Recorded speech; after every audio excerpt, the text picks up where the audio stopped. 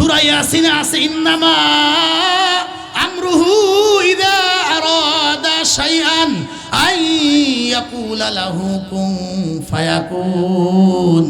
আল্লাহ বলেন রব্বুল আলামিন যদি কোনো কিছু করতে ইচ্ছে করেন শুধু বলেন কুন, হয়ে যাও, ফায়াকুন। ওই বস্তুটা হইতে এক মুহূর্ত সময় লাগে না। যেই মাত্র কুকুর আল্লাহর কাছে দরখাস্ত দিয়েছে, আল্লাহ সঙ্গে সঙ্গে এই কুকুরের জবান খুলে দিয়েছে। এবার কুকুর মানুষের ভাষায় কথা বলে। একটু জোরে বলেন সুবহানাল্লাহ।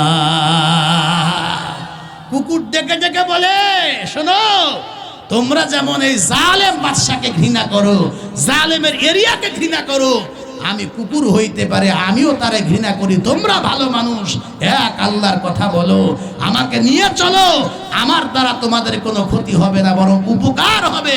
তোমরা যেথায় থাকবা আমি সিকিউরিটি গার্ড হয়ে পাহারাদারি করব, যেন তোমাদের উপরে কোনো আক্রমণ না আসে। আমি তোমাদের উপকারে আসবো, আমারে নিয়ে চলো। একটু জোরে কন্যা সুবহানাল্লাহ। এবার 7 জন যুবক মানুষ, ইনসান আর কুকুর একজন, এই মিলা কয়জন হইছে? রওনা করছে। হাঁটতে হাঁটতে ফজরের আগে আগে যখন পরিষ্কার হবে, এমন সময় এরা 7 জন, বিশাল একটা পাহাড়, এই পাহাড়ের মুখটা ছোট, এই গুহার মুখটা ছোট, কিন্তু ভিতরে ঢুইকে দেখে আল্লাহ বিশাল জায়গা, খোলা জায়গা।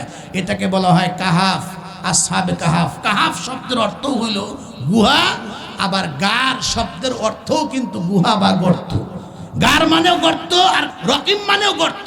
তবে আম হাসিবতা আন্না আসহাবাল কাহাফি ওর রকিম, কাহাফ শব্দের অর্থও যদি গুহা হয়, গার শব্দের অর্থ গুহা। তবে পার্থক্য হইল গার শব্দের অর্থ যে গুহা, এই জায়গাটা হলো একেবারেই ছোট।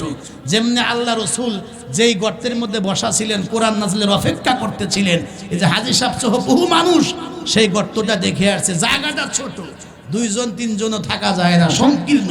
আর যেটা ওই কাহাফ যেটা বলে, এইটা বলে এইটার ভিতরটা অনেক ছড়ানো, 10 জন 20 জন পর্যন্ত বসবাস করতে পারে, কোনো অসুবিধা হয় না। এটা হলো কাহাফ ছিল, তার মানে ওই বিশাল গর্ত।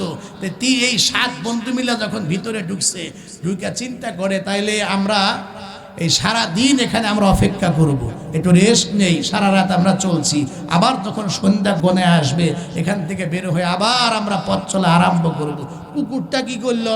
কোরআন শরীফের মধ্যে আছে, কুকুরটা তার সামনের 2টা পা গর্তের 2 দিক দিয়ে এইভাবে ছড়াইয়া দিয়া জিহ্বাটা এত দূর পর্যন্ত বের করিয়া এমন ভাবে তাকায় রইছে, ভয়ানক অবস্থা।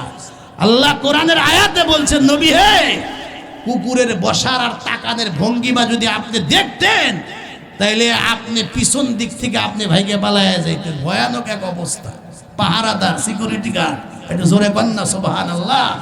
আর হাদিসে পাকের মধ্যে আছে 10টা প্রাণী আল্লাহর জান্নাতে চলে যাবে, তার মধ্যে আসহাবে কাহাফের এই কুকুরটাও ওই দিন আল্লাহর জান্নাতে চলে যাবে। একটু সুবহানাল্লাহ বললেন না? আল্লাহ পাকের নির্দেশ হলো, ইজা কুরিআল কুরআন ফাসতামিউ লাহু ওয়া আনসিতু লাআল্লাকুম তুরহামুন। রব্বুল আলামিন বলেন, যখন কোরআনের কথা হবে, কোরআন যখন তেলাওয়াত হবে, কোরআনের বয়ান যখন হবে, তখন তোমরা চুপ থাকো আর দিলের কান দিয়ে কথাগুলি শোনো। কি লাভ হবে? আল্লাহ রব্বুল আলামিন তোমাদের উপরে বৃষ্টির মতো আল্লাহর পক্ষ থেকে রহমত বরকত নাজিল হবে। একটু আওয়াজ করে জোরে বলা যাবে কি সুবহানাল্লাহ? এজন্য মনোযোগ দিয়া কথাগুলি শ্রবণ করতে হবে আর চুপ থাকতে হবে, নিজেরা পরস্পর কথা বলা যাবে না। আল্লাহ তৌফিক দান করে, একটু জোরে বলেন আমিন।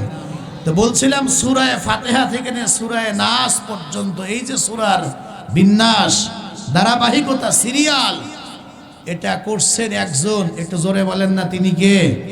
তাহলে আগের সূরার নাম হলো সূরা বানি ইসরাইল, পরের সূরার নাম হলো সূরা মারিয়াম। তো এই সূরা কাহাফের সঙ্গে আগের সূরার সম্পর্ক অনেকগুলি আছে, তার মধ্যে থেকে আমি 2টা বলবো। 1 নাম্বার হইল, আমরা 5 ওয়াক্ত নামাজের পরে আমরা যখন তাসবিহে ফাতেমি পড়ি, 33 বার বলি সুবহানাল্লাহ, 33 বার বলি আলহামদুলিল্লাহ, 34 বার আমরা বলি আল্লাহু আকবার।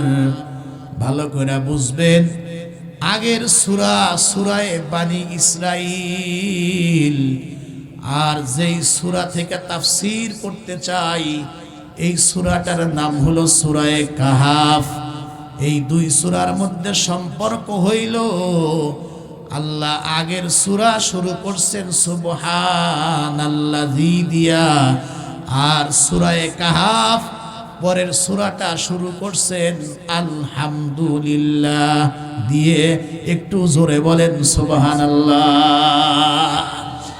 ওই যে নামাজের পরে তাসবিহে ফাতেমি, প্রথমেই আমরা সুবহানাল্লাহ 33 বার, এরপরে আমরা আলহামদুলিল্লাহ 33 বার পড়ি।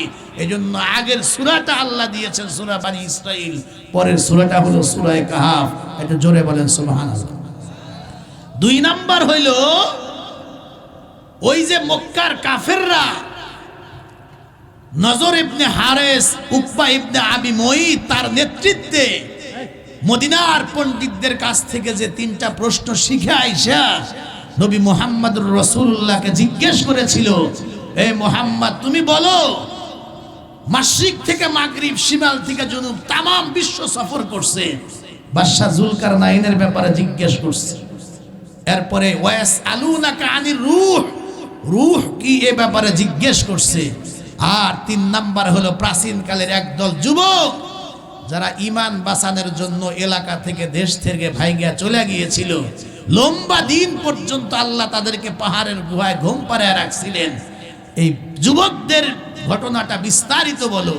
এই 3টা প্রশ্ন ওই সময় কাফেররা পয়গম্বরকে করেছিল। এজন্য আল্লাহ রাব্বুল আলামিন ওই 3 প্রশ্নের মধ্যে একটা প্রশ্নের জবাব আগের সূরায়ে বানি ইসরাইল আল্লাহ দিয়েছেন রূহ কি এ ব্যাপারে, আর পরের 2টা প্রশ্ন আল্লাহ সূরা কাহাফের মধ্যে ঢুকাইয়া দিয়েছেন। এজন্য 2টা সূরা পাশাপাশি দিয়েছেন। একটু সুবহানাল্লাহ কি বলা যাবে? সূরার পরিচিত বললাম সংক্ষিপ্ত, 2 নাম্বার আগের সূরার সাথে সম্পর্ক কি তা বললাম। এবার 3 নাম্বার বলবো সূরায়ে কাহাফের সংক্ষিপ্ত ফজিলত। বহু ফজিলত আছে, তার মধ্যে থেকে 1-2টা বলি। একজন সাহাবী রাত্রিবেলায় তার নিজের ঘরের মধ্যে নামাজের মধ্যে সূরায়ে কাহাফ তেলাওয়াত করতেছিলেন নামাজরত অবস্থায়। পাশের রুমে তার চতুষ্পদ জানোয়ার জন্তু, উট, ভেড়া, বকরি, দুম্বা বাধা ছিল, অথবা একটা প্রাণী ছিল। এই সাহাবী নামাজের মধ্যে অথবা নামাজের বাহিরে যখনই কোরআন শরীফ তেলাওয়াত করে সূরায়ে কাহাফ, তার এই উটটা, এই প্রাণীটা লাফালাফি করতেছিল। একটু জোরে কোন সুবহানাল্লাহ। আল্লাহর বান্দারা কথাগুলি খুব ভালো করে বুঝবেন। আমি আপনাদের সামনে সূরায়ে কাহাফ থেকে ছোট্ট একখানা আয়াত তেলাওয়াত করেছি। এই সর্বপ্রথম এই সূরাটার পরিচিতি সংক্ষিপ্ত আকারে বললাম। 2 নাম্বার বলেছি আগের সূরার সাথে এই সূরার কি সম্পর্ক, আর 3 নাম্বার একটু ফজিলত শোনেন। এই যে সাহাবী নিজের ঘরের মধ্যে আল্লাহর কোরআনে কারীম থেকে সূরায়ে কাহাফ তেলাওয়াত করতেছিলেন, আর তার উটটা বা ওই গাধা বা প্রাণীটা লাফালাফি করতেছিল। সাহাবী জোরে পড়লে ওই তার উট বা প্রাণীটাও জোরে লাফালাফি করে। আওয়াজ যখনই নিচু করে তখন সেই প্রাণীটা আস্তে আস্তে নিস্তুপ হয়ে যায়। এমন করতে করতে রাত্রি অতিক্রম করবার পরে আল্লাহর নবীর এই সাহাবী নিজের বাসা থেকে বের হইয়া ভোর রাত্রে বাসার সামনে দাঁড়ায় তাকায় দেখে আল্লাহু আকবার, আসমান থেকে লম্বা একটা আলো। এই আলোটা মনে হয় আসমান থেকে শুরু হয়েছে, কিন্তু এই আলোর নিচের মাথা, শেষ মাথাটা এই সাহাবীর ঘরের ছাদ পর্যন্ত স্পর্শ করতেছে। পয়গম্বরের দরবারে গিয়া জিজ্ঞেস করলে আল্লাহর পয়গম্বর বললেন, ও সাহাবী ভয় পেও না, ভয় পাওয়ার কোনো কারণ নাই, সুসংবাদ গ্রহণ করো। তুমি যে আল্লাহর কোরআনের সূরা কাহাফ তেলাওয়াত করতেছিলে, এই সূরা কাহাফ তোমার ঘরে তেলাওয়াত করার কারণে আল্লাহ আসমান থেকে তোমার ঘরের উপরে, তোমার পরিবারের উপরে আল্লাহর পক্ষ থেকে সকিনা নাজিল হইতেছিল। একটু জোরে বলেন সুবহানাল্লাহ। শুধু কি তাই, সূরা কাহাফের ফজিলত আরো আছে। আল্লাহর পয়গম্বর বলেন, কেহ যদি এই সূরা কাহাফের প্রথম 10খানা আয়াত মুখস্থ করতে পারে আর নিয়মিত এই সূরা কাহাফের প্রথম 10খানা আয়াত তেলাওয়াত করতে পারে, কিয়ামতের ময়দানে এই সূরা কাহাফের 10খানা আয়াত কিয়ামতের ময়দানে তার জন্য নূর হবে, আলো হবে। কিয়ামতের ময়দানে এই নূর আর আলো তাকে আল্লাহর রাস্তা, কিয়ামতের ময়দানে এই নূর আর আলো তাকে রাস্তা দেখায়া দেখায়া আল্লাহর জান্নাত পর্যন্ত পৌঁছায়া দিবে। সবচাইতে বড় আশ্চর্য কথা নবী আমার বলেন, কিয়ামতের আগে কানা দাজ্জাল পৃথিবীতে আগমন করবে। দাজ্জাল হবে খাটো, হবে কালো, তার চেহারা থেকে বলে তার এক হাতে থাকবে জান্নাত আর এক হাতে সে জাহান্নাম দেখাবে। আর সে যখন মানুষদের মাঝখান দিয়ে হেঁটে যাবে, জান্নাত আর জাহান্নাম যখন সে দেখাবে, বহু ক্ষমতা দেখাবে, ওই সময় হাজার হাজার লক্ষ লক্ষ মানুষ দাজ্জালের খপ্পরে পড়ে তারা ঈমান হারায়া ফেলবে। যারা সূরা কাহাফ নিয়মিত জুমার দিন তেলাওয়াত করবে, সূরা কাহাফের উপর আমল করবে, আল্লাহ রাব্বুল আলামিন এই কানা দাজ্জাল থেকে, এই দাজ্জালের ফিতনা থেকে আল্লাহ রাব্বুল আলামিন সূরা কাহাফের উপর যারা আমল করবে এদেরকে মওলায়ে পাক ওই দিন হেফাজত করবে। একটু মুসলমানের আওয়াজ দিয়ে জোরে বলতে হবে সুবহানাল্লাহ। রাখলাম তিনটা। 4 নাম্বার হইল এই সূরা কাহাফের শানে নুজুল। এইটা অবশ্যই কিছুটা বলেই ফেলছি 2 নম্বরে গিয়া। শানে নুজুলটা হইল, নাজিল হওয়ার প্রেক্ষাপট হইল, আল্লাহর হাবিব এই পৃথিবীতে আগমন করলেন 40 বছর 1 দিন যখন বয়স, নবী হয়ে গেলেন। নবী হওয়ার আগে মক্কার মানুষজন তাকে আল আমিন বলে ডাকতো, as-সাদিক বলে ডাকতো, সবাই মাথায় করে নিয়ে ঘুরতো, সম্মান করত। নবী আমার নবী হইবার পরে, পৃথিবীতে আগমন করবার পরে যখনই বলছেন ইয়া আইয়ুহান নাস লা ইলাহা ইল্লাল্লাহ তুফলিহুন, হে লোকেরা তোমরা বলো আল্লাহ ছাড়া আর কোনো ইলাহ নাই, আল্লাহ ছাড়া আর কোনো মালিক নাই, আর তোমরা বলো মুহাম্মদ সাল্লাল্লাহু আলাইহি ওয়াসাল্লাম আল্লাহর রাসূল, তোমরা সফল কাম হয়ে যাবা। যখনই এই আওয়াজ দিয়েছে, বাস ওই সময় থেকে তামাম মক্কার ভিতরে হুজুরের শত্রুর আর অভাব নাই। কথা কন না নাউজুবিল্লাহ।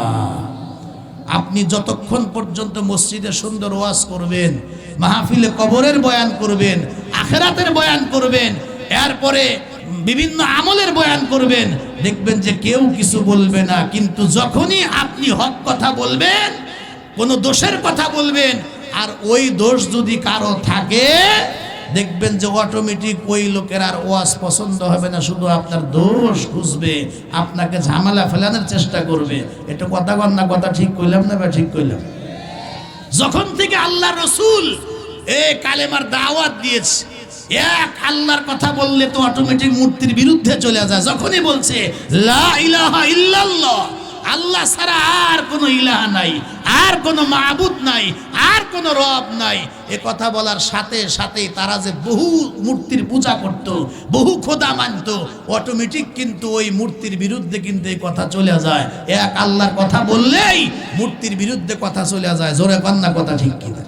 তখনই মক্কার লোক হুজুরের পিছনে লেগে গেল, লম্বা দিন পর্যন্ত শত্রুতা করলো। শেষ পর্যন্ত যখন আল্লাহ রসুলকে কোনোভাবেই ফিরাইতে পারে না, এক পর্যায়ে আবু তালেবের কাছে গিয়া বলে কি জানেন, তোমার ভাতিজাকে ফিরাও। সে কি চায়? সুন্দরী নারী চায়, দেব। গাড়ি চায় তো দেব। ক্ষমতা চায়, কি চায় সব দেব, ক্ষমতার সবকে দেব, আর তার নেতৃত্বে আমরা তার পিছে পিছে থাকবো। তবুও যেন সে মূর্তির বিরুদ্ধে কথা না বলে, আর যেন সে মূর্তির বিরুদ্ধে কথা না বলে, এক আল্লাহর কথা যেন না বলে। আল্লাহ রসুল এই কথা শোনার পরে বলছিলেন, চাচা, অথবা তাদেরকে লক্ষ্য করে বলছিলেন, এতক্ষণ যা বললেন তা তো দেওয়া সম্ভব, যদি অসম্ভব কোনো বিষয় দেওয়া হয়, অর্থাৎ এক হাতে সূর্য আর এক হাতে চন্দ্র যদি এনে দেওয়া হয়, তথাপিও আমি মুহাম্মদুর রাসূলুল্লাহ যেই মিশন নিয়ে, যেই দায়িত্ব নিয়ে পৃথিবীতে আগমন করেছি, আমি আমার দায়িত্ব থেকে বিন্দু পরিমাণ আমি পিছুই হটবো না। একটু মুসলমানের আওয়াজ দিয়ে জোরে কন্যা সুবহানাল্লাহ। কোন লোক আমাকে আমার নীতি থেকে, আদর্শ থেকে বিন্দু পরিমাণ দূরে সরাইতে পারবে না। একটু জোরে কন্যা সুবহানাল্লাহ। এইবার তারা বহু শত্রুতা করবার পরে সর্বশেষ একটা কাজ করলো এরা। নজর ইবনে হারেস, উকবা ইবনে আবি মুঈত, এই দুইজনের নেতৃত্বে একটা টিম তারা মক্কা থেকে পাঠাইলো মদিনায়। আর মদিনায় যে পূর্ববর্তী কিতাবের বড় বড় পণ্ডিত আছে, এদের কাছে পাঠাইলো, যাও মুহাম্মদকে ঠেকানোর কোনো বুদ্ধি তাদের কাছ থেকে নিয়ে আস। আল্লাহর বান্দারা কথাগুলি খুব ভালো করে বুঝবেন।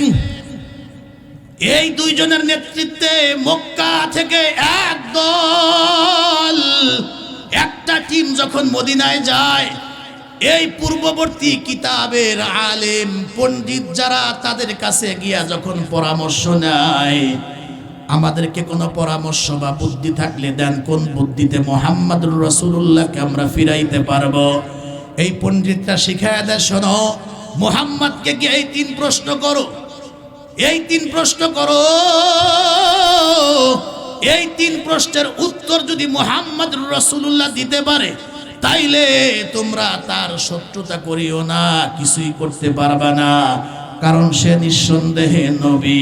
আর যদি এই তিন প্রশ্নের জবাব দিতে না পারে, তাইলে তোমাদের আটকানোর দরকার নাই, সে ভণ্ড, একা একাই এমনি এমনি সে আটকায়া যাবে, কারণ বেশি দিন চলবে না।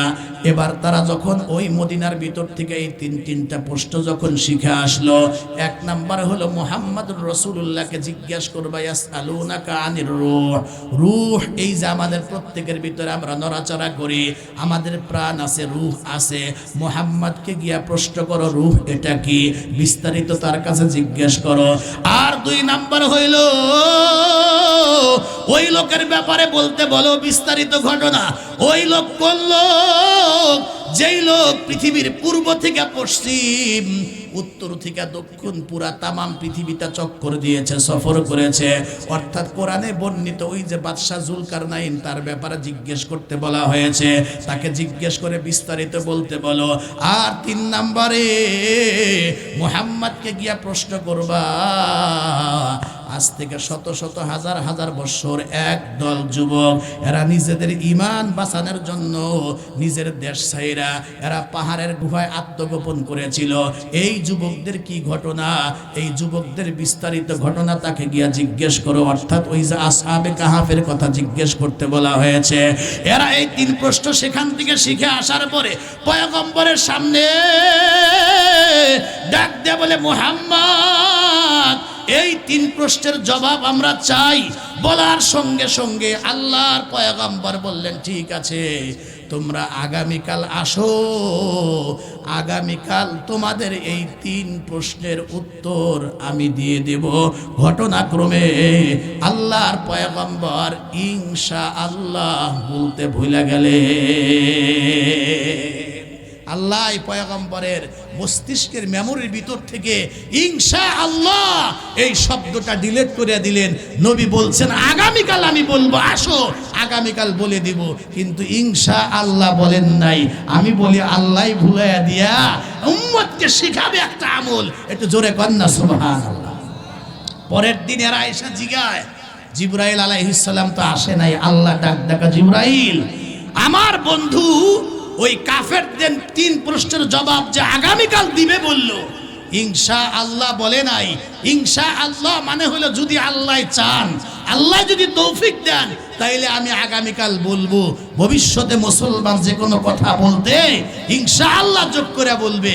আমার বন্ধু ইনশাআল্লাহ যেহেতু বলে নাই, আমি পরবর্তী নির্দেশনা না দেওয়া পর্যন্ত জিবরাইল আমার পয়গম্বরের কাছে তুই যাইতে পারবি না। একটু আওয়াজ করে জোরে কন্যা সুবহানাল্লাহ। 15 দিন 2 সপ্তাহ পর্যন্ত ওহি বন্ধ জিবরাইল আলাইহিস সালাম নবী আলাইহিস সালামের কাছে আসে না। পয়গম্বর ঘেমে যাচ্ছেন, কারণ উনি তো নিজের থেকে কোনো কথা বলে না, আল্লাহ শিখিয়ে দিবে ওইটাই বলবে।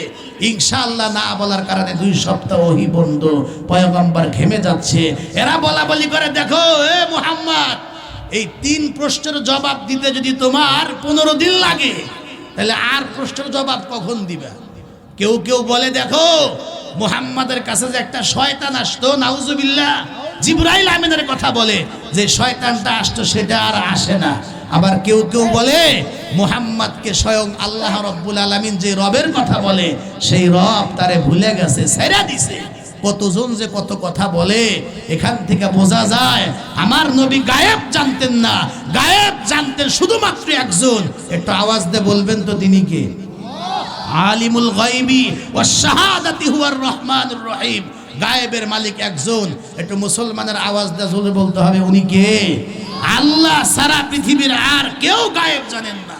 নবী আলাইহিস সালাম ঘেমে যাচ্ছেন, অস্থির হয়ে যাচ্ছেন, কিন্তু জিবরাইল আসে না, হুজুর বলতেও পারেন না। তো এমন সময় 15 দিন পরে জিবরাইল আলাইহিস সালাম হঠাৎ করে পয়গম্বরের সামনে আগমন করলেন, এই সূরা কাহাফটা নিয়ে আসলেন। একটু মুসলমানের আওয়াজ দিয়ে জোরে বলা যাবে কি সুবহানাল্লাহ? মুসলমানরা কথাগুলি খুব ভালো করে বুঝবেন। তার মানে 2 সপ্তাহ 15 দিন পর্যন্ত ওহী বন্ধ। জিবরাইল আলাইহিস সালাম নবী আলাইহিস সালামের কাছে আসে না। 15 দিন পরে যখন জিবরাইল আলাইহিস সালাম পয়গম্বরের সামনে আগমন করলেন, অন্যান্য সময় তো একা একা আসতেন, অথবা 2-4-500 ফেরেশতা মাঝে মাঝে আগমন করছে। কিন্তু কিতাবের মধ্যে লেখা আছে, তাফসীরের মধ্যে লেখা আছে, এই সূরা কাহাফ নিয়ে যখন জিবরাইল আমিন 2 সপ্তাহ পরে মুহাম্মদুর রাসূলুল্লাহ সাল্লাল্লাহু আলাইহি ওয়াসাল্লামের কাছে আগমন করলেন, উনি একা আসেন নাই। 100, 200, 1, 2, 5, 10,000 ফেরেশতা নয়, বরং জিবরাইল আলাইহিস সালাম 70,000 ফেরেশতাদের একটা বহর আর কাফেলা নিয়া এই সূরা কাহাফ সহকারে পয়গম্বরের দরবারে হাজির। সুবহানাল্লাহ। হাজির হয়েই বলে, ওয়ালা তাকুলান্না লিশাইইন ইন্নী ফাইলুন যালিকা গাদা ইল্লা আইয়াশা আল্লাহ। আগামীকাল কোনো কিছু করবেন এ কথা বলার আগে যেন বলা হয় ইনশাআল্লাহ, আল্লাহ তৌফিক যেন চাওয়া হয়। জিবরাইল আলাইহিস সালামকে পয়গম্বর বললেন, ভাই জিবরাইল তুমি এতদিন কেন আসো নাই? কয় যে আমি কেমনে আসবো, আমিও তো আল্লাহর হুকুম ছাড়া লড়তে পারি না। আল্লাহ আসতে বলেন নাই তাই আমি আসি নাই, আজকে আল্লাহ নির্দেশ দিয়েছেন তাই আগমন করেছি। এই যে 3টা প্রশ্ন নিয়ে আগমন করেছি, সূরা কাহাফে 2 প্রশ্নের জবাব, আর আগের সূরার মধ্যে 1 প্রশ্নের জবাব। একটু জোরে বলেন না সুবহানাল্লাহ।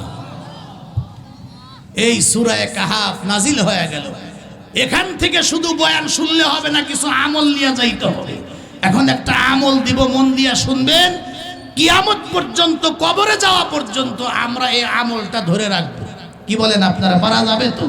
সে আমলটা হইল, মুসলমান মুমিন ভবিষ্যতে কোনো কিছু করার আগে আশা ব্যক্ত করবে, ভবিষ্যতে কোনো কিছু করবে, সেই কথাটা বলার আগে অবশ্যই ইনশাআল্লাহ এই শব্দটা যোগ করে বলার দরকার। জোরে বলেন না আছে না নাই? আরো জোরে বলেন না আছে না নাই? প্রথম দিন বলেন নাই নবী আলাইহিস সালাম, পরে 14 দিন তো বলতে পারতেন, কিন্তু আল্লাহ পয়গম্বরকে দিয়ে বলেন নাই। এই উম্মতকে, এই আল্লাহর বান্দা বান্দীদেরকে একটা আমল শিখাবে। এজন্য আমরা ভবিষ্যতে কোনো কাজের যখন ইরাদা করব, যুবক ভাইরা, অবশ্যই আমরা ইনশাআল্লাহ যোগ করে আমরা বলবো। অনেক সময় আমরা মোবাইলে বলি, দোস্ত গড়ি ধর, 10 মিনিটের মধ্যে আমি তোর কাছে অবশ্যই আসবো, বলে না? বলে না? ও ভাই, 10 মিনিটের মধ্যে যে আপনি জোগাড় যাবেন পাথাইলকান্দি বাজার থেকে, এই বিশ্ব রোডটা তো পার হইতেই তো আপনার টাকের চাকার নিচে পড়ে পিষ্ট হতে পারেন। কথা কন না, কথা ঠিক কিনা?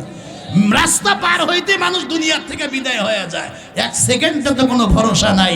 ভবিষ্যতে আমি যাব, খাবো, আসবো, দিব, নিব, যত কথা আছে প্রত্যেকটা কথার সাথে আমরা আজকের থেকে ইনশাআল্লাহ যোগ করে আমরা বলবো।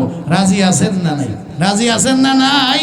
আশরাফ আলী থানভী রহমাতুল্লাহি আলাইহি উনি ওনার কিতাবের মধ্যে হাসির কথা লিখছে। উনি বলেন যে এক লোক বাজারে যায়, গোবিন্দাসী বাজারে যায়, তো পাথালকান্দির হুজুর মোহতামিম সাহেব জিজ্ঞাসা করে, ভাই কই যান? কয় যে গোবিন্দাসী যাই, গরু কিনবো। তো হুজুর আবার বলছে যে ভাই গরু কিনবেন, ঠিক আছে ইনশাল্লাহ বলেন। ইনশাল্লাহ গরু কিনবো। হে লোক বড় বড় চোখ করে তাকায়, কয় যে পকেটে টাকা আছে আর গোবিন্দাসে গরু আছে, ইনশাল্লাহ বলার দরকারটা কি? খালি সবসময় বুজুর্গি ভাব দেখান, মানে হুজুরের উপর রাগ করছে।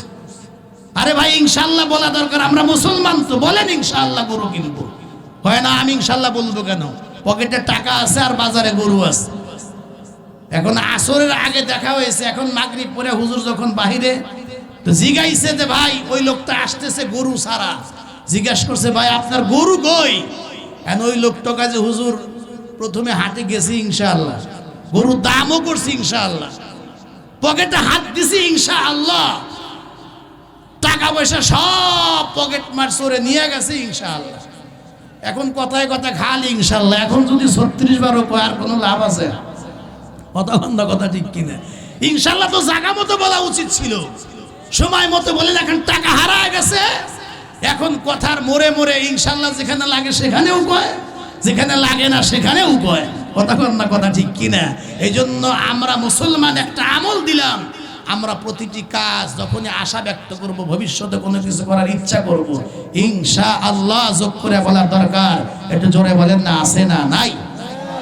সূরার পরিচিত শুনলাম, আগের সূরার সাথে রাবেতা সম্পর্ক কি তা শুনলাম, এই সূরার সংক্ষিপ্ত ফজিলত শুনলাম, এরপরে এই সূরাটা নাজিল হওয়ার প্রেক্ষাপট শুনলাম। এবার আমি একটু যদি অনুমতি পাই, আমি একটু আয়াতের ভিতরে ঢুকতে চাই। যদি আপনাদের অনুমতি পাই, কথা কি শুরু করা যাবে কি ভাই? আল্লাহ পাক তেলাওয়াতকৃত আয়াতের মধ্যে আল্লাহ রাব্বুল আলামিন এই যে 3টা প্রশ্ন, এই 3 প্রশ্নের মধ্যে শুধুমাত্র আজকে একটা প্রশ্নের জবাবের যে ঘটনাটা, এটা একটু আপনাদেরকে শোনাবো। প্রাচীনকালে একদল যুবক, এরা নিজেদের ঈমান বাঁচানোর জন্য, আমল বাঁচানোর জন্য, হকের পথে থাকার জন্য এলাকা ছেড়ে, দেশ ছেড়ে, রাষ্ট্র ছেড়ে এরা পালিয়ে, চোখ ফাঁকি দিয়ে, প্রশাসনের চোখকে ফাঁকি দিয়ে এরা এলাকা থেকে ভাইগা পাহাড়ের একটা গুহায় নিয়ে আশ্রয় গিয়েছিল। এরা সারা রাত চলেছে, গর্তের মধ্যে গিয়া কয় সারাদিন রেস্ট করব, এরপরে আবার সন্ধ্যার পরে রওনা করব। গর্তের মধ্যে গিয়া শুইছে, এক ঘুমে আল্লাহ রাব্বুল আলামিন 309 বছর তাদের জীবন থেকে আল্লাহ পার করে দিয়েছে। একটু জোরে সুবহানাল্লাহ বললেন না? এই ঘটনাটাই আয়াতের মধ্যে আল্লাহ রাব্বুল আলামিন উল্লেখ করেছেন, আয়াত সহ সামনে অনেকগুলো আয়াতের মধ্যে কথাগুলি উল্লেখ হয়েছে। তেলাওয়াতকৃত আয়াত আল্লাহ রাব্বুল আলামিন বলেন, আম হাসিবতা আন্না আসহাবাল কাহফি ওয়ার রাকিম কানু মিন আয়াতিনা আজাবা। নবী হে, ওই যে গর্ত অথবা গুহাবাসীদের যে ঘটনাটা 309 বছর পর্যন্ত আমি গর্তে, এই গুহায় তাদেরকে আমি এক ঘুমে পার করিয়েছিলাম, আপনার কাছে কি এই ঘটনাটা আমার নিদর্শন সমূহের মধ্যে থেকে বিস্ময়কর মনে হয়, আশ্চর্য মনে হয়? পয়গম্বরকে জিজ্ঞেস করছি, কারণ আমরা যারা মুসলমান, যাদের মধ্যে ঈমান আছে, এই যে এক ঘুমে 309 বছর যে আল্লাহ পার করিয়ে দিয়েছেন, আমরা ঈমানদাররা আমরা বলি এটা আমাদের মালিকের পক্ষে সম্ভব। কথাগণ, কথা ঠিক কিনা? আল্লাহ রসুলকে যে জমিন থেকে, মসজিদে হারাম থেকে টান দিয়ে মসজিদে আকসা, এখান থেকে 7 আসমান পেরিয়ে, বাইতুল মামুর পেরিয়ে, সিদরাতুল মুনতাহা পেরিয়ে আল্লাহ জান্নাত দেখাইছেন, জাহান্নাম দেখাইছেন, নূর দেখাইছেন, হাউজে কাউসার দেখাইছেন, জাহান্নামের বিভিন্ন দৃশ্য দেখাইছেন, হাদিয়া দিয়েছেন, হাদিয়া নিয়েছেন। এত কিছু করবার পরে আবার ওই রাতের কিছু অংশেই আবার মসজিদে আকসা ঘুরাইয়া আবার মসজিদে হারামে নিয়ে নিজের ঘরে পৌঁছাইছেন। আল্লাহ রসুল ওযু করছেন, উঁচু জায়গা যাওয়ার আগে এই মেরাজ থেকে আইসা দেখে এখনো ওই উপরের পানি, ওযুর পানি গড়ায় নিচের দিকে পড়তেই আছে।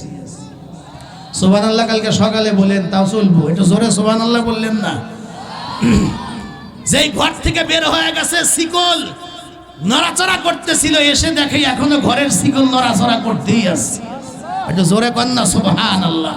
তাহলে আমি আমার আল্লাহ রাব্বুল আলামিনের পক্ষে এই ঘটনা ঘটানো কোনো বিষয় না। ও কথাই আল্লাহর নবীকে জিজ্ঞাসা করে, নবী হে, আপনি কি এটা খুব আশ্চর্য ঘটনা মনে করলেন? মুমিনের জন্য এটা আমাদের ঈমান আর বিশ্বাস, আমার আল্লাহ এর চাইতেও আশ্চর্য আশ্চর্য ঘটনায় পৃথিবীতে ঘটাইছেন। একটু জোরে বলেন না সুবহানাল্লাহ। কি কি ঘটনা ঘটাইছেন তাফসীরে লেখা আছে, যে কয়টা বলতে পারি। এর আগে মূল ঘটনাটা বলি।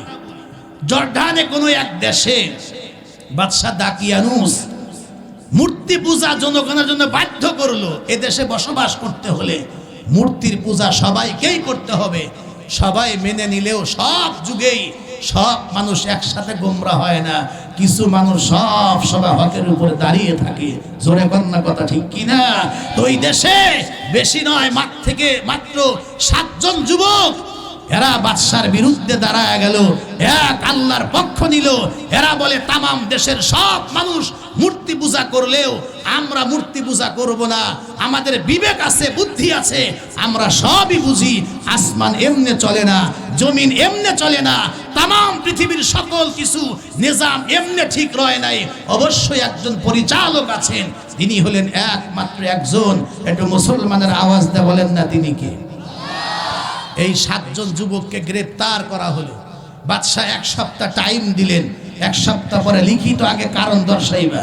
যদি মূর্তির পূজা করো কল্লায় জায়গায় থাকবে, আর যদি মূর্তি পূজা না করো, এই এক আল্লাহর কথা ছেড়ে না দাও, তাহলে 1 সপ্তাহ পরে তোমাদের দেহ থাকবে, কিন্তু দেহের উপর থেকে তোমাদের কল্লা আর গর্দান থাকবে না। সুযোগ দিলাম 2টা কারণে 1 সপ্তাহ। 1 নাম্বার হলো তোমরা সবাই অবিবাহিত, এখনো যৌবনের স্বাদ তোমরা পাও নাই। আর 2 নাম্বার হলো তোমরা প্রত্যেকটা যুবক, তোমরা সম্ভ্রান্ত ফ্যামিলির মানুষ। এই 2টা কারণে তোমাদেরকে 1 সপ্তাহ টাইম দিলাম। 1 সপ্তাহ পরে ফাইনাল খবর কি আমাকে জানাইবা। একটু জোরে বলেন না মারহাবা। খুব ভালো করে যুবক ভাইয়েরা কথাগুলি বুঝবেন। এমন সময় এই 7 জন যুবক এখান থেকে গিয়ে একটা বট গাছের নিচে বৈশা বৈশা তারা পরামর্শ করে, এই কি করবি তাহলে? কারণ তামাম রাষ্ট্রের লোক, প্রশাসনের লোক, এমনকি স্বয়ং বাদশাহ সবাই তো আমাদের বিরুদ্ধে, এমনকি আমাদের আব্বা মা, আমাদের আপনজন বন্ধু বান্ধব সবাই তো একদিকে। আমরা মাত্র এই 6 থেকে 7 জন যদি একদিকে আমরা থাকি, নিঃসন্দেহে তো আমাদেরকে হত্যা করে ফেলবে। কি করা যায়? 7 জন মিলা পরামর্শ করে, শোনো আজকে রাত্রি একটা ঘটনা ঘটাইতে হবে। বলে কি ঘটনা ঘটাইবা? শোনো, রাত্রিবেলা সন্ধ্যার পরে একজন করে করে এই বট গাছের নিচে আসবো, আর যে যা পারো কিছু স্বর্ণ মুদ্রা সংগ্রহ করবা। যার যার বাসার থেকে বিদায় না নিলেও গোপনে কিছু সম্পদ নিয়ে তোমরা এই বট গাছের নিচে একত্রিত হইবা। আজকে রাতের আধারে আমরা এই জালেম বাদশার এরিয়ার ভিতর থেকে আমরা বের হয়ে যাব। কারণ যেহেতু আমাদের ঈমান আর আমল রক্ষা করতে হবে, এই জায়গা থাকলে নিঃসন্দেহে আমাদেরকে হত্যা করে ফেলবে। সুতরাং আজকে রাতারাত্রি অন্ধকারে আমরা এই দেশ থেকে আমরা পালিয়ে অন্যত্র কোথাও চলে যাব। অনুকূল পরিবেশ আমরা বেছে নিব, যেই জায়গার মধ্যে গেলে এক রবের ইবাদত করতে পারবো, এক আল্লাহ তাওহীদের কথা বলতে পারবো। আবাদতের জন্য আমরা এলাকা ছেড়ে ভেগে চলে যাব। সিদ্ধান্ত ফাইনাল। রাত্রিবেলা ও দোস্ত অন্ধকার হয়ে গেলে একজন একজন করে এই বটগাছের নিচে যুবকের একত্রিত হয়ে গেল।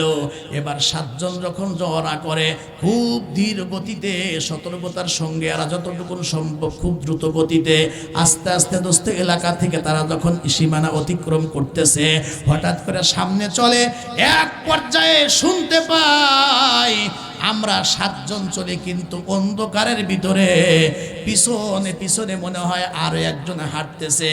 এরা হঠাৎ করে আস্তে করে টর্চ লাইট দিয়ে বাতি জ্বালায় পিছন দিকে খেয়াল করে তাকায় দেখে এই 7 জনের ভিতর থেকে একজন ছিল, তার একটা পালা বলে বড় মহাব্বতের কুকুর ছিল। পিছন দিকে তাকায় দেখে তার কুকুরটাও এই 7 যুবকের পিছে পিছে হাঁটতেছে, আর ওই হাঁটার আওয়াজ তাদের কান পর্যন্ত আসতেছে। আল্লাহু আকবার। এরা চিন্তা করে, এই 6 জন মিলে বলে, ভাই তোর কুকুর একটা, তোর কুকুর ফিরা। কারণ কুকুর যদি আমাদের সঙ্গে সঙ্গে চলে, আমরা যদি কোথাও গিয়া লুকাই, কুকুর যদি আশেপাশে ঘোরাফেরা করে, নিঃসন্দেহে কুকুরের কারণে আমরা ধরা পড়ে যাব, এই সরকারের গোয়েন্দা বাহিনীর কাছে আমরা ধরা পড়ে যাব। সুতরাং ভাই তোর কুকুর ফিরা, কুকুর তাড়ায় দে। কুকুর কিন্তু আমাদের সঙ্গে নেওয়া যাবে না, বড় ঝামেলা করবে। কুকুরকে লাঠি দেখায়, ও দোস্ত ইটা মারে, কিন্তু কোন ক্রমে কুকুর তাদের পিছু ছাড়ে না। এক পর্যায়ে তফসিরের কিতাবের মধ্যে লেখা আছে, কুকুরকে যখন লাঠি দিয়ে আঘাত করে অথবা ইট দিয়া বড় বড় চোকা ঢিল দিয়া যখন কুকুরটাকে আঘাত করে, কুকুর রক্তাক্ত হয়ে যায়। ও দোস্ত, রক্তাক্ত হইবার পরেও তারপরে যুবকদের পিছু ছাড়ে না। এক পর্যায়ে কুকুর তার সামনের 2টা পা আসমানের দিকে উঠায়া 2টা চোখের পানি সারিয়া আসমান জমিনের মালিক আল্লাহ রব্বুল আলামিনের কাছে একটা অ্যাপ্লিকেশন বা দরখাস্ত জমা দিয়ে দিয়েছে। এ কুকুর 2টা পা উপরে উঠায়া বলে, ও মালিক, তুমি যেমন মানুষের এই জবানে ভাষা দিয়েছো তারা কথা বলতে পারে, কিন্তু আমরা কুকুর, আমি তো কথা বলতে পারি না, আর আমার ভাষাও তারা বুঝবে না। মালিক, আমি তো বুঝাইতে পারি না যে আমি তাদের কোনো ক্ষতি করব না। এরাও যেমন জালেম বাদশাকে ঘৃণা করে, আমি কুকুর হইতে পারে, কিন্তু আমিও তো এই জালেমকে ঘৃণা করি। সুতরাং এরা ভালো মানুষ, এদের সহবতে আমি সময় কাটাইতে চাই, এদের সঙ্গে সঙ্গে আমি যেতে চাই, কিন্তু এরা তো ভুল বুঝে আমারে মারে। আল্লাহ, তুমি যে মানুষের জবান দিয়েছো, কথা বলার শক্তি দিয়েছো, আল্লাহ তুমি কি পারো না আমার জবানটা খুলে দিতে? জবান পাইলে ওদের সঙ্গে আমি 2টা কথা বলতাম। আপনার একটু আওয়াজ দে বলুন তো, আমার আল্লাহ যদি কোনো কিছু করতে চান তাইলে পারে না? পারে না? এই আওয়াজ দেওয়াজ হয় না, আওয়াজ করে কোন পারে না? পারে না? সূরা ইয়াসিনে আছে, ইন্নামা আমরুহু ইযা আরাদা শাইআন আই ইয়াকুলা লাহু কুন ফায়াকুন। আল্লাহ বলেন, রব্বুল আলামিন যদি কোনো কিছু করতে ইচ্ছে করেন, শুধু বলেন কুন, হয়ে যাও, ফায়াকুন। ওই বস্তুটা হইতে 1 মুহূর্ত সময় লাগে না। যেই মাত্র কুকুর আল্লাহর কাছে দরখাস্ত দিয়েছে, আল্লাহ সঙ্গে সঙ্গে এই কুকুরের জবান খুলে দিয়েছে। এবার কুকুর মানুষের ভাষায় কথা বলে। একটু জোরে বলেন সুবহানাল্লাহ। কুকুর ডেকে ডেকে বলে, শোনো, তোমরা যেমন এই জালেম বাদশাকে ঘৃণা করো, জালেমের এরিয়াকে ঘৃণা করো, আমি কুকুর হইতে পারে, আমিও তারে ঘৃণা করি। তোমরা ভালো মানুষ, এক আল্লাহর কথা বলো, আমাকে নিয়ে চলো, আমার দ্বারা তোমাদের কোনো ক্ষতি হবে না, বরং উপকার হবে। তোমরা যেথায় থাকবা আমি সিকিউরিটি গার্ড হয়ে পাহারাদারি করব, যেন তোমাদের উপরে কোনো আক্রমণ না আসে। আমি তোমাদের উপকারে আসবো, আমারে নিয়ে চলো। একটু জোরে কন্যা সুবহানাল্লাহ। এবার 7 জন যুবক মানুষ, ইনসান আর কুকুর 1 জন, এই মিলা কয়জন হইছে? রওনা করছে। হাঁটতে হাঁটতে ফজরের আগে আগে যখন পরিষ্কার হবে, এমন সময় এরা 7 জন, বিশাল একটা পাহাড়, এই পাহাড়ের মুখটা ছোট, এই গুহার মুখটা ছোট, কিন্তু ভিতরে ঢুইকে দেখে আল্লাহ বিশাল জায়গা, খোলা জায়গা। এটাকে বলা হয় কাহাফ, আসহাবে কাহাফ। কাহাফ শব্দের অর্থ হইল গুহা, আবার গার শব্দের অর্থও কিন্তু গুহা বা গর্ত। গার মানেও গর্ত, আর রকিম মানেও গর্ত। তবে আম হাসিবতা আন্না আসহাবাল কাহাফি ওর রকিম, কাহাফ শব্দের অর্থও যদি গুহা হয়, গার শব্দের অর্থ গুহা। তবে পার্থক্য হইল গার শব্দের অর্থ যে গুহা, এই জায়গাটা হলো একেবারেই ছোট। যেমনি আল্লাহ রসুল যেই গর্তের মধ্যে বসা ছিলেন, কোরআন নাজলের অপেক্ষা করতেছিলেন, এই যে হাজী সাহেব সহ বহু মানুষ সেই গর্তটা দেখে আসছে। জায়গাটা ছোট, 2 জন 3 জনও থাকা যায় না, সংকীর্ণ। আর যেটা ওই কাহাফ যেটা বলে, এইটা বলে এইটার ভিতরটা অনেক ছড়ানো, 10 জন 20 জন পর্যন্ত বসবাস করতে পারে, কোনো অসুবিধা হয় না। এটা হলো কাহাফ ছিল, তার মানে ওই বিশাল গর্ত। এই 7 বন্ধু মিলে যখন ভিতরে ঢুকছে, ঢুকে চিন্তা করে তাইলে আমরা এই সারা দিন এখানে আমরা অপেক্ষা করব, একটু রেস্ট নেই, সারা রাত আমরা চলছি, আবার যখন সন্ধ্যা গনে আসবে এখান থেকে বের হয়ে আবার আমরা পথ চলা আরম্ভ করব। কুকুরটা কি করলো? কোরআন শরীফের মধ্যে আছে, কুকুরটা তার সামনের 2টা পা গর্তের 2 দিক দিয়ে এইভাবে ছড়াইয়া দিয়া জিহ্বাটা এত দূর পর্যন্ত বের কইরা এমন ভাবে তাকায় রইছে, ভয়ানক অবস্থা।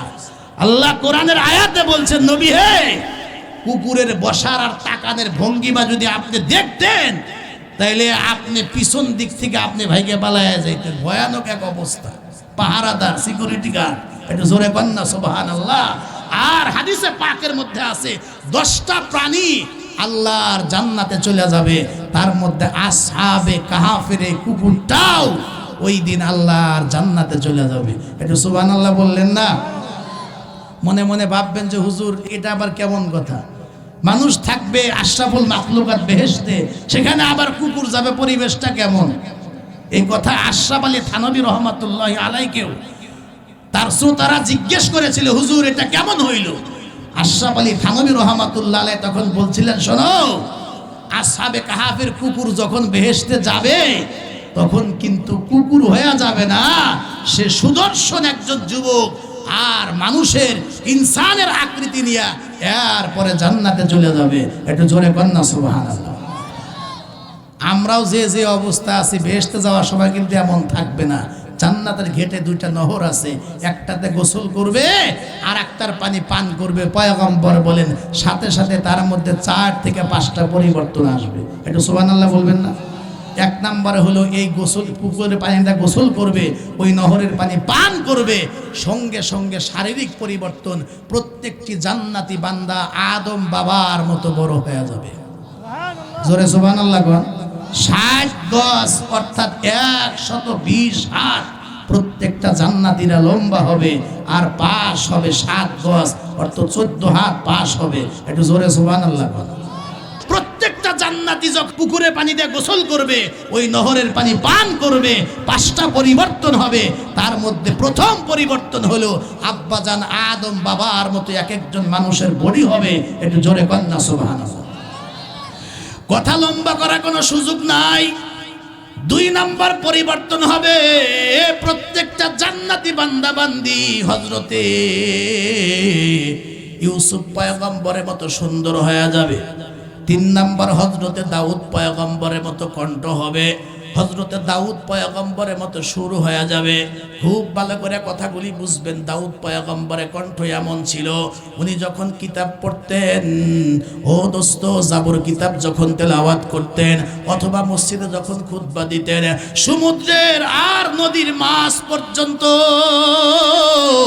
তীরে ভিড়ে গিয়ে তার জবানের কণ্ঠের সেই তেলাওয়াত আর সেই খুতবা শ্রবণ করত। উপর দিয়া পাখি উড়ে যাওয়ার সময় পাখিগুলা পাখা মিলায়া স্থির হইয়া হযরতে দাউদ পয়গম্বরের কণ্ঠের ওই যে তেলাওয়াতকে শ্রবণ করত। এজন্য কণ্ঠেরও একটা দাম আছে, দাম আছে। আর পৃথিবীর অন্য কোনো মানুষ বুঝুক আর না বুঝুক, আমাদের বাঙালিদের কাছে কণ্ঠের কিন্তু অনেক দাম। দেখবেন রাস্তার পাশে কালেকশন করতে করতে করতে করতে বলতে বলতে এখন ভালোই শোনা যায়। মাদ্রাসায় লেখাপড়া করুক আর না করুক, দেখবেন সেও এখন বক্তা হয়ে গেছে। তারেও আনতে গেলে 60,000 টাকার নিচে ওই বক্তা পাওয়া যায় না। আর আমরাও যখন বক্তা সিলেক্ট করি, প্রথমেই দেখি বক্তার কণ্ঠ ভালো আছে কিনা। কথা ঠিক কিনা? কণ্ঠের একটা দাম আছে। 3 নাম্বার পরিবর্তন হলো হযরতে দাউদ পয়গম্বরের মতো কণ্ঠ পরিবর্তন হয়ে যাবে। 4 নাম্বার হলো প্রত্যেকটা জান্নাতি বান্দাদের 33 বছরের বয়সের যুবক আর যুবতী হবে। আর 5 নাম্বার হলো বিশ্বনবী মুহাম্মদুর রাসূলুল্লাহর মতো এক একজন জান্নাতি বান্দার আখলাক আর চরিত্র হবে। এরপরে জান্নাতে ঢুকবে। কেমন হবে সেই জান্নাত? একটু জোরে কর না সুবহানাল্লাহ। আসহাবে কুকুর জান্নাতে যাবে ঠিক আছে, তবে সে কুকুর হিসাবে যাবে না। থানবী রহমাতুল্লাহি আলাইহি বলছেন আল্লাহ তারে মানুষের আকৃতি দিয়া এরপরে জান্নাতে দিয়ে দিবে। পাবলিক শ্রোতা কা হুজুর তাইলে ঠিক আছে, কথা কন না সুবহানাল্লাহ, তাইলে ঠিক আছে। এই যে আসহাবে কাহাফের যে ঘটনাটা, এরা এরপরে হঠাৎ করে ঘুম ভেঙে গেছে। একজন আরেকজনকে জিগায়, এই কত সময় ঘুমাইছি রে? কয় যে সূর্য তো হেলে পড়তেছে, লাল হয়েছে, বোধ হয় একদিন ঘুমাইছি। কেউ কয় বোধ হয় অর্ধেক দিন ঘুমাইছি, 4 ঘন্টা 5 ঘন্টা ঘুমাইছি। আবার তাকায় দেখে হাতের মুখগুলা বড় বড় হইছে, মোষগুলা বড় বড় হইছে, দাড়িগুলা এই পর্যন্ত হয়ে গেছে। কয় যদি একদিন ঘুমাইতে এই অবস্থা হবে কেন? এর মধ্যে একজন কয় যে এগুলা পরে টাকা বের করে 1 টাকা করে সবাই দে, বাজার থেকে কিছু নিয়ে আসো, খুব সতর্কতার সাথে, আগে খায়া নেই, পরে হিসাব করব। আল্লাহ কয় যে 1 দিন 2 দিন আর হাফ দিন না রে, এই যে ঘুমাইছিলি এই মাঝখান দিয়া আমি আল্লাহ 309 বছর অতিক্রম করাইয়া দিয়েছি। একটা আওয়াজ দে জোরে কন্যা সুবহানাল্লাহ। ও দোস্ত, খুব ভালো করে বুঝবেন, এই যে আল্লাহ ঘটনা ঘটাইছেন আয়াতের মধ্যে পয়গম্বরকে বলেন এটাকে আপনি আশ্চর্য ঘটনা মনে করেন? এর চাইতে আশ্চর্য আশ্চর্য ঘটনা আল্লাহ এই পৃথিবীতে ঘটাইছেন। হযরত ওমরে ফারুক মসজিদে নববীর মধ্যে খুতবা দিচ্ছেন। খুতবার মধ্যেই কয় ইয়া সারিয়া আল জাবাল, ইয়া সারিয়া আল জাবাল। তার মানে হযরত ওমরে ফারুক শুক্রবারে মসজিদে নববীর ভিতরে মেম্বারে দাঁড়ায় দাঁড়ায় খুতবা দেয়। খুতবার ভিতরে আরবি ভাষাতেই বলে ইয়া সারিয়া আল জাবাল। এটার বাংলা হলো সারিয়া, পিছন দিকে তাকাও, পাহাড়ের দিকে দেখো। তার মানে মদিনার থেকে 1200 মাইল দূরে। আর এক তাফসীরের মধ্যে আছে 1500 মাইল দূরে হযরতে সারিয়া মুসলমানদেরকে নিয়ে কাফেরদের বিরুদ্ধে যুদ্ধের ময়দানে যুদ্ধ করতেছে, জিহাদ করতেছে।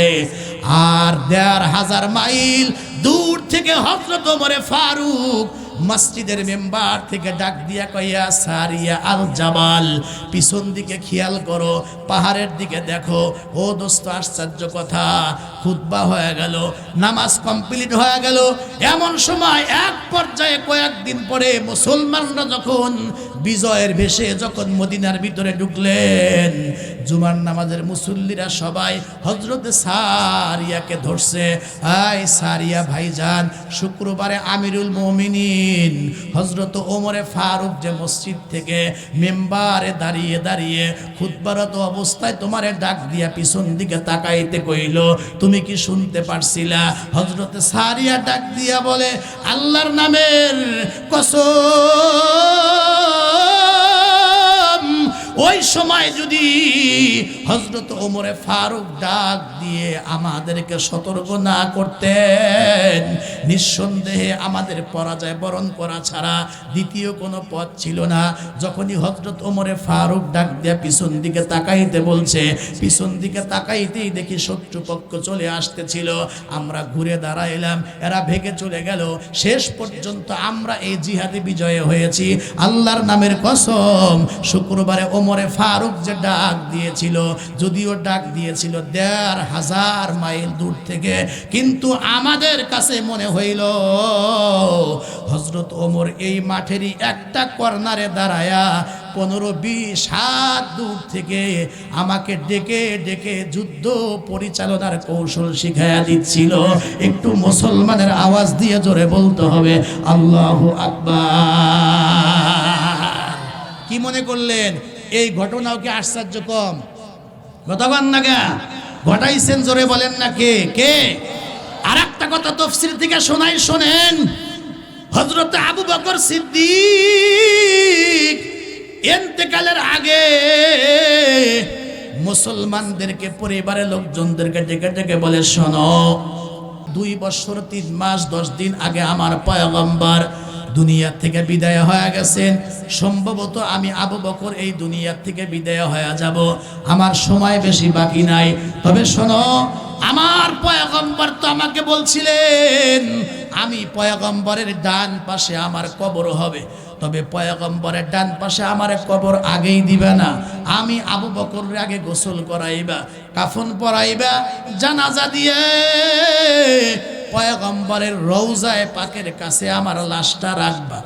কারণ হইল এই 2 বছরে আমি আবু বকর সিদ্দিকের দ্বারা যদি সুন্নতের খেলাফ কোনো কাজ হয়ে যায়, যার দ্বারা পয়গম্বর তার মনের মধ্যে কষ্ট পেয়েছে, আমি আবু বকর যদি শরীয়ত বিরোধী কোনো কাজ করে থাকি, সুন্নতের খেলাফ যদি কোনো কাজ হয়ে থাকে, তাইলে আমার পয়গম্বর তো রাগ হয়ে যাবে।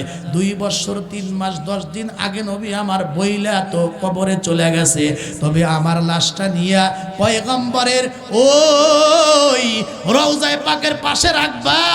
এরপরে পয়গম্বরকে সালাম দিবা, পয়গম্বরকে জিজ্ঞেস করবা, যদি পয়গম্বরের রওজায়ে পাক থেকে কোনো ইতিবাচক কোনো সাড়া আসে, আমাকে তার ডান পাশে শোয়া দেওয়ার কোনো ইঙ্গিত বা ইশারা আসে, তাইলেই আমারে কবরে শোয়া দিবা পয়গম্বরের ডান পাশে, অন্যথায় দরকার নাই। আমি আবু বকরকে ওই যে আপনার জান্নাতুল বাকি অন্য কোনো গোরস্থানে শোয়া দিবা। ও ভাইয়েরা, কথাগুলি খুব ভালো করে বুঝবেন। আবু বকর সিদ্দিক ইন্তেকাল করলেন, গোসল করাইলেন, কাফন পরাইলেন, খাটিয়ায় শুয়াইলেন, জানাজা কমপ্লিট করায়া যেই মাত্র হযরতে আবু বকর সিদ্দিকের লাশের খাটিয়াটা পয়গম্বরের রওজায়ে পাকের পাশে নিয়া রাখা হইল, এখনো পর্যন্ত রওজায়ে পাকের ঘেট কেউ টাচ করে নাই। খাটিয়া কাছাকাছি যাওয়ার সাথে সাথেই অটোমেটিক পয়গম্বরের রওজায়ে পাকের গেট আস্তে করে চট করে খুলে যায়, আর পয়গম্বরের কবরের ভিতর থেকে, রওজায়ে পাকের ভিতর থেকে আওয়াজ আসতেছে, উদখুলুল হাবিব ইলাল হাবিব। আমার বন্ধু আবু বকরকে তাড়াতাড়ি করে আমি পয়গম্বরের পাশে শোয়া দাও। কি মনে করলেন এই ঘটনাও কি আশ্চর্য কম? এজন্য আল্লাহ বলছেন, আম হাসিবতা আন্না আসহাবাল কাহফি ওয়ার রাকিম কানু মিন আয়াতিনা আজাবা। নবী হে, আপনি কি গর্ত আর ওই গুহাবাসীদের এই ঘটনাকে আপনি আশ্চর্য নিদর্শনের মধ্যে থেকে আপনি খুব বিস্ময়কর মনে করেন? কারণ এটা মুসলমান যাদের মধ্যে ঈমান আছে, তাদের আল্লাহর প্রতি বিশ্বাস আছে, সকল কিছুর উপর ক্ষমতাবান একজন আল্লাহ, সব কিছু ঘটাইতে পারেন। একটু আওয়াজ দেখুন না, তিনি কে? আরো জোরে কন না, সব ক্ষমতার মালিক একজন, জোরে কন, তিনি কে? কথা আমার শেষ। ওমরে ফারুক চিঠি লিখছে সেই মিশরের নীল নদের কাছে। প্রতি বছরই ষোড়শী যুবতী মহিলাকে সাজায়া ওই পানির মধ্যে রেখে আসতে হয়, বিসর্জন দিতে হয়, তারপরে সেখান থেকে পানি আসে। হযরত ওমরে ফারুক একটা চিঠি লিখলেন ওই নীল নদের কাছে, আর গভর্নরকে বললেন ওই নীল নদে চিঠিটা ফেলে দাও।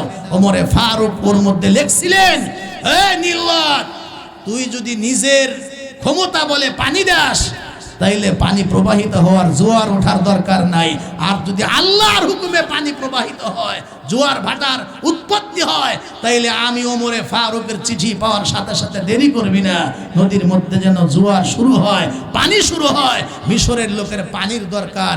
গভর্নর বলেন, ওমরে ফারুকের চিঠিটা যেই মাত্র আমি নীল নদে ফালাইয়া দিয়া ঘোড়া ঘুরাইয়া আমি উপরের দিকে আসতেছিলাম, আমি ঘোড়া নিয়ে উঠতে পারি নাই, আমার পিছে পিছে পানির জোয়ার শুরু হয়েছে। আমি নদী থেকে কাছারের উপরে ওঠার আগে আগেই আমার ঘোড়ার পিছন সাইড ভিজা গেল, এমনকি আমি সাহাবীর আমার পা পর্যন্ত ভিজা গেল। চিঠি পাওয়ার সাথে সাথে আর দেরি হয় নাই, মুহূর্তের মধ্যে পানির জোয়ার শুরু হয়েছে। আজও পর্যন্ত নীল নদের পানি শুকায় নাই ওমরে ফারুকের চিঠির আদেশে। তাহলে এই ঘটনাও কি আশ্চর্য কম? এরকম শত শত ঘটনা আল্লাহ ঘটাইছেন। আমি সর্বশেষ আপনাদেরকে বলবো, 4 ধরনের বাবা মার কপাল বড় ভালো। তাদের মধ্যে অন্যতম হলো ওই বাবা মা যার একটা সন্তান হাফেজ হয়, আলেম হয়, কোরআন শরীফ তেলাওয়াতকারী হয়, দিনদার হয়, পরহেজগার হয়, এই সন্তান যেমন বিনা হিসেবে জান্নাতে চলে যাবে কিয়ামতের ময়দানে, এই সন্তানের সুপারিশে আল্লাহ রাব্বুল আলামিন ওই দিন মা বাবা আপনজন এই মাদ্রাসাওয়ালা যারাই এই মাদ্রাসার পিছনে সহযোগিতা করছে এদের পক্ষে ওই দিন সুপারিশ কবুল করে আল্লাহ এদেরকেও নাজাতের ব্যবস্থা করবেন। একটু জোরে বলেন না সুবহানাল্লাহ। কিছুক্ষণ আগেই হুজুর বলতে চেয়েছিলেন এই যে মাদ্রাসা, খুব ভালো করে বুঝবেন, এই মাদ্রাসার কোন তালেবে ইলম কোরআনের কোন ছাত্র যদি কোন কবরের পাশ দিয়ে শুধুমাত্র একবার হেঁটে যায়, সঙ্গে সঙ্গে 40 দিনের জন্য ও কবরস্থানের আযাব রব্বুল আলামিন বন্ধ করে দেন। একটু জোরে বলেন না সুবহানাল্লাহ। এই হাদিস যদি সত্যি হয়, আমি ম্যাক্সিমাম জায়গায় এই কথাটা বলি, এটা আমার ঈমান, এটা আমার বিশ্বাস, যে এলাকার মধ্যে একটা হাফিজিয়া নূরানিয়া কোরআনের মাদ্রাসা আছে, আমার ঈমান এটা বলে ওই এলাকার আশেপাশের এলাকার মাটির নিচে কোনো মুসলমানের কবরে আযাব হইতে পারে না। এজন্য সারা সন্তান যদি হাফেজ হয়, আলেম হয়, দিনদার হয়, পরহেজগার হয়, এই যে যেমন আজকের মাহফিলের সভাপতি, শুই না খুশি হইলাম তার ছোট্ট ছেলেটা দাওরায়ে হাদিস কমপ্লিট করে ফেলছে, নিজেও হাফেজ, হাজি ছেলেটাও আলেম হয়ে গেছে। এই যে যাদের সন্তান হাফেজ হয়, আলেম হয়, কিয়ামতের ময়দানে প্রকৃত হাফেজ আলেম যারা, এরাও যেমন বিনা বিচারে আল্লাহর জান্নাতে চলে যাবে। এই হাফেজ আলেমের সুপারিশে ওই দিন মা বাবার পক্ষে তাদের সুপারিশ কবুল করিয়া আল্লাহ মা বাবাকে ওই দিন জান্নাত দিয়ে দিবে। সুবহানাল্লাহ।